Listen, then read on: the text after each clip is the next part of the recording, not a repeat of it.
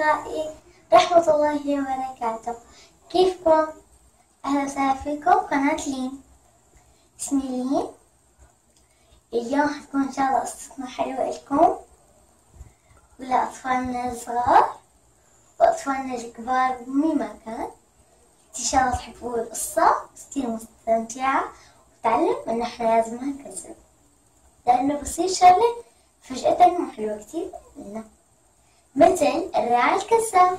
في قديم الزمن كان في راعي كذاب، كان هذا راعي غنم، كان كل يوم يصطحب غنمه للمرعى عشان يشربهم ويطعميهم ويرجع قبل غروب الشمس.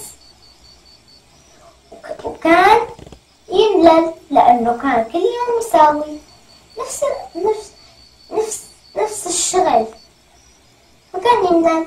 فقال لحاله يوم من الأيام خليني أتسلى إني كذب على خي اللي جنبي، وقال خليني عيط إنه في ذئب وأخذ صوت عالي عشان يقدروا يسمعوني أهل القرية اللي جنبي.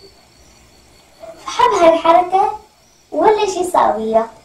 بعدين بعد هيك شي كم ساعة أو كم دقيقة طلع على الشجرة اللي كانت جنب المرعى وقال يا ناس يا ناس، إجا الذئب شايل غنماتي، ساعدوني. إجوا كل أهل القرية بعصاير عشان يفتحوا هذاك الليل. شوفي وين الذئب يا حمادة؟ الوزن ما في ذئب، بس بدي عشان استنى. قالوا له ليش هيك ولك زعلت؟ حرام الكذب. ورجعوا كلهم على قريتهم زعلانين. بلش يفرط ضحك حمادة لكن بيعرفنا مو شغلة حلو وحيندم آخر شي. بعد كم يوم خليني استنى يوم أو يومين فنبين كأنه حقيقة.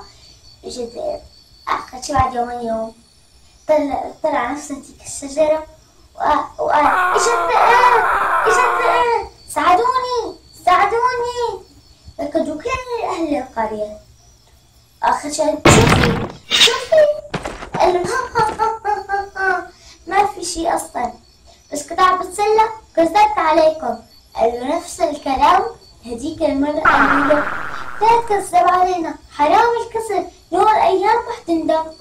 وصارت له حمادة يفرط ضحك. آخر شي بعد كم يوم 4 أيام 5 أيام إجا ذئب حقيقي طلع نفسه حمادة على الشجرة نفس هديك المرة ونادى يا ناس إجا الذئب، يا ناس انقذوني إجا الذئب شايل غنماتي، ساعدوني. وأهل القرية ما عاد رد عليه، فكروا إنه هذا عم يكذب وقالوا لبعض هذا عم يزحف مثل هديك المرة. آخر شي صار الذئب ياكل كل الغنمات ورا بعض، واحد ورا بعض، واحد يعني ياكل من الشخص واحد بيروح الثاني. زعل كتير بعد ما أكل له كل الغنمات هذاك الذئب، وحزن كتير وقال أنا ما عاد ساويها هيك. شايفين مين بيكذب؟ حيندم آخر شي. إن شاء الله تكونوا حبيتوا هالقصة وسووا لي سبسكرايب ولايك، وإن شاء الله أنا أسوي لكم نشاطات أكتر وأحلى. مع السلامة.